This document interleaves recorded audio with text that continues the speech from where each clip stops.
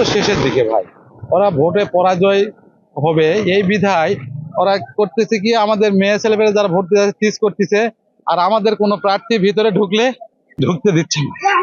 এটা ও বলতেছে যে ভাই আপনারা ব্যালটে আপনার মার্কা দেখে এখানে ঢুকবে ভোট দিতে ভোটার, আপনারা কিভাবে বিরক্ত করতেছেন কেন? এই বলার সাথে আমার এক কর্মী ধরে ভাই, কর্মী বলতে কি, ও আমার প্যানেলের একজন সদস্য, ও প্যানেলের সদস্য, কিন্তু প্যানেলের সদস্য বুঝতে পারছেন, ওকে ধরে ওদের মারধর শুরু করছে। তখন আমাদের গ্রামে রিটায়ার্ড পার্সন আর্মি ছিল আমার বড় ভাই, যখন ওরা ধরছে আসে, ওরা তো পরিকল্পিতভাবে 300-400 লোক অন্য ওয়ার্ড থেকে আসছে বুঝতে পারছেন, অন্য মোলামগাড়ি বাজার থেকে।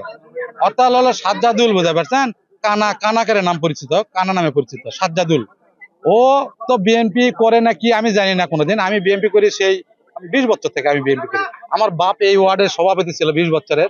আমার বাপ মারা যাওয়ার পর থেকে এই ওয়ার্ড আমি দেখি, হ্যাঁ, সুখে দুঃখে মানুষ সবসময় পাশে থাকি। তো এই নির্বাচনটা, এই স্কুলের নির্বাচন, প্রাথমিক বিদ্যালয়ের নির্বাচন, ওরা এমন একটা পরিস্থিতি তৈরি করতেছে যে সবসময় মারমুখী ভাবে আসতেছে, মারমুখী আস্তে আস্তে আজকেও সেই কাণ্ডটাই করলো ওরা।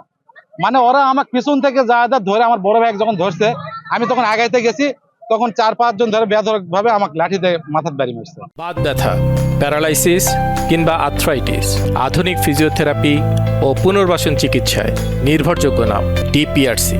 আমাদের আহত প্রায় 4 জনের মতন হয়ে গেছে ভাই। 4 জনের ভিতরে আমি গুরুতর আহত, আমার মামা আছে এখানে, মামাও আহত, মামা মাথা ফাটছে, এবং আমার ছোট ভাইয়েরা, আরো অনেক ছোট ভাইয়েরা, তাদের অনেক ক্ষয়ক্ষতি হয়েছে।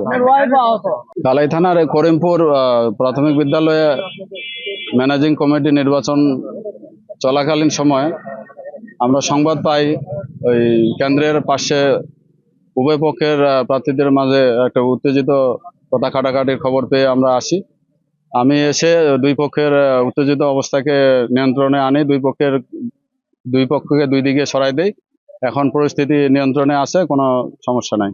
আহতর ঘটনা এখন পর্যন্ত আমাদের ইয়াতে আসে নাই। পরবর্তী যদি কেউ হয়ে থাকে, আমার আসার আগেই হাতাহাতি হয়েছে শুনেছি। এখন যদি হয়ে থাকে আমরা তথ্য পেলে তো পরে জানা যাবে। এই বিষয়ে কাউকে আটক করা হয় নাই।